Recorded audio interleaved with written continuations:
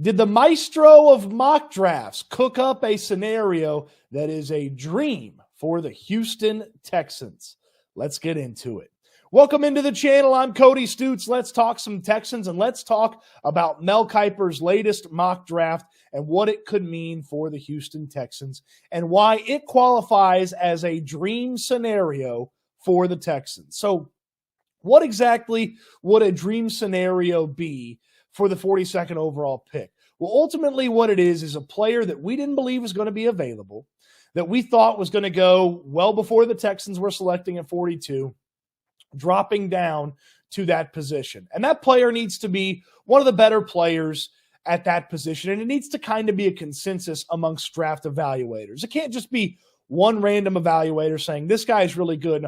I need a lot of draft evaluators to kind of feel the same way about a player. So maybe the first or second guy at his position, or if it's a really deep position, maybe the fourth or fifth guy at that position. If that type of player is available to the Houston Texans at 42 overall, then that certainly qualifies as a dream scenario for the Texans. So Kiper's latest mock draft, maybe it's got one of those dream scenarios from the maestro of mocking.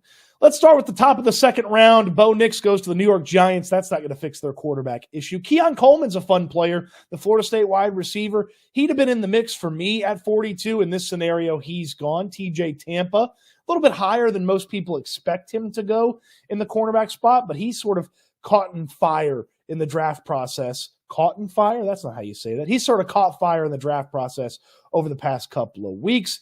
Texans aren't taking a tackle that high. There's another quarterback. Then comes some interesting players off the board. Bam, bam, bam, 3 players in a row, one of them to the AFC South that I would have thought the Texans would have considered at 42 in this scenario. Ricky Pearsall, the Florida wide receiver, who's dynamic, speedy, can do a lot of things. Ladd McConkey, who is one of my draft crushes in this draft. I feel like he's one of the best wide receivers in this draft. He'll be a quarterback's best friend in this draft. He's a draft crush. If you follow along at Houston Football, where I do all my writing about the Texans, link in the description down below, you'll know that McConkey is one of my draft crushes. And Max Melton has had a really interesting draft process. An incredible scouting combine workout had Melton getting a couple of extra eyeballs on him, and having played at Rutgers and having some success at Rutgers, and of course some players in the past having some success at defensive back at Rutgers, and then maybe Bill Belichick liking those Rutgers DBs. Obviously Nick Caserio had worked under Belichick. Maybe there was some interest there in Max Melton. If he was available at 42, he's not in this scenario. And I know this will break some hearts. 41 overall in Kiper's mock draft is Edgerrin Cooper. Now, I don't understand the love affair with Edgerrin Cooper. I get that he's one of the best linebackers in this draft. The Texans don't need a starting linebacker. They, yes, could play 3 a lot of the times if they wanted to, but most of the time they play 2 linebackers. That's Christian Harris and that's Azeez Al-Shaair. And you're not taking those guys off the field for a rookie. Now, would Cooper be a better option day one than Henry To'oTo'o or Jake Hansen, who are currently the backup linebackers for this team? Certainly. But I just don't know that it makes the right investment at linebacker for Edgerrin Cooper, that you'd want to go with that. Well, the Texans can't go with him because he went 41 overall in this mock draft. So we get to 42 overall. Jer'Zhan Johnny Newton, the defensive tackle from Illinois, and this is the start and the basis of the dream scenario. Johnny Newton is widely considered across almost every draft evaluator the second best defensive tackle. Tier 1 is Byron Murphy from Texas in a tier all by himself. Tier 2, all by himself, is Jer'Zhan Johnny Newton. And Kiper calls him one of the best interior pass rushers in this class. 7.5 sacks. He's a tackle for loss machine as well. He had the most sacks from the defensive tackle spot in college football last year. I call him the anti-T'Vondre Sweat. Now, T'Vondre Sweat is a massive human being. He's huge. He's primarily a run stopper. Johnny Newton, a much smaller human being, checking in just over 6'1". He's got a little bit shorter arms than most people like from defensive tackles, and he's more of a pass rusher than a run stopper. He fits what DeMeco Ryans wants from a guy who's in the defensive tackle rotation. Is he a guy that you play a ton and nonstop right away? No. Could he turn into that? Certainly. He absolutely could. Johnny Newton would be a fantastic snag by the Houston Texans, and he is the foundation of what's a dream scenario. Second best player at his position, drops. Why did he drop? Well, he had the foot injury. There were a couple of moments over the course of the 2023 season where maybe the foot injury hurt him a little bit and the film wasn't as good, but he is a fantastic player. He would help right away. And my big thing with draft picks for the Texans is, what can you do for me day one? That's what the coaching staff has to ask about this player.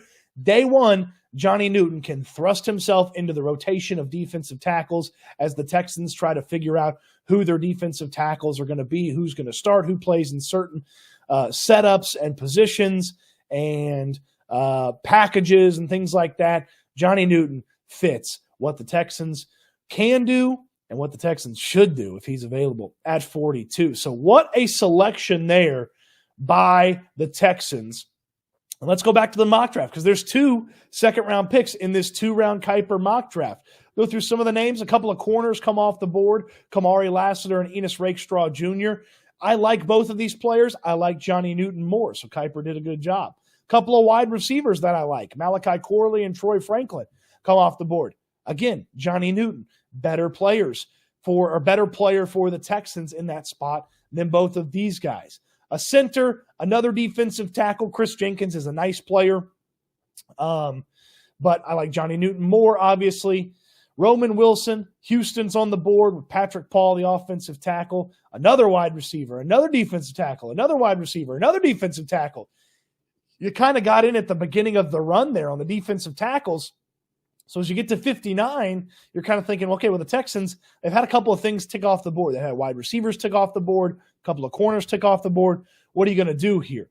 A center, that's a maybe right there. Zach Frazier would have been a maybe for me. I know I don't love offensive linemen high, but he could probably play day one on that offensive line for the Texans. And then, people who are worried about the O-line could zip it because, yet again, another investment in the offensive line that's already overly invested. Javon Bullard would have been the pick, but obviously the Texans pick 59. The Packers snagging 2 players in back-to-back picks right before the Texans.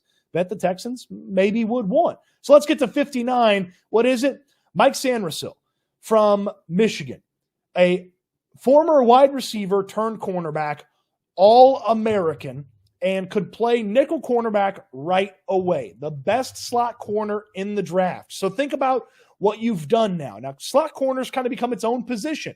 You got the second best defensive tackle in the draft, and you got the best slot corner in the draft in Mike Sanderson from Michigan. Desmond King's on a 1-year deal. He's the slot corner right now. If he has to bump outside because of an injury, Sanderson's there.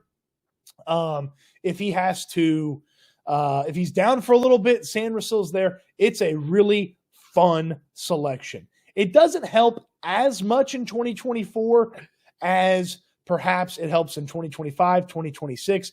But this guy was a monster at Michigan. He was so good. They loved him on offense, switched him to defense. The coaches tried the first couple of years at Michigan to switch him to defense. Ultimately, he makes the change. He's an honorable mention, all Big Ten, his first year playing DB.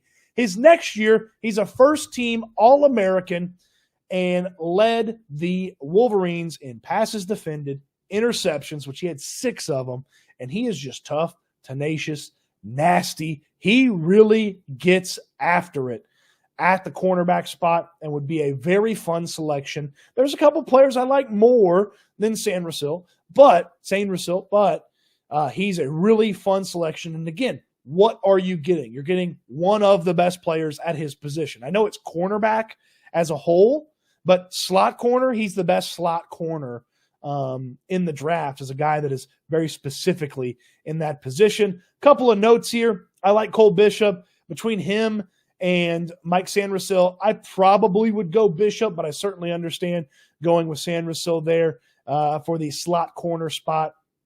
Cooper Beebe coming off the board there shortly after that. That's a guard I believe the Texans could be interested in. And again, I don't love offensive linemen in these drafts, but some people feel like you got to get some more help along the offensive line. I don't necessarily feel that way. And then a little jump over to the first round. Hey, Terry and Arnold to Alabama, from Alabama to the Indianapolis Colts. That's a really nice pick for the Colts. He's one of the best corners in the draft, the best corner in some people's eyes. I like Quinion Mitchell from Toledo more, but Terry and Arnold to Alabama for the Colts. Cooper DeJean from Iowa to the Jaguars.